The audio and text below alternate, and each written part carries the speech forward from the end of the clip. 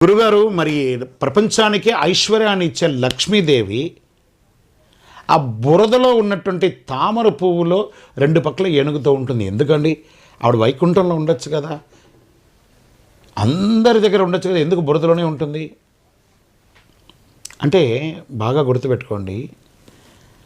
ఆ సరస్సులో తామర నిలకడ లేకుండా ఇలా అలా ఊగుతూ ఉంటుందట.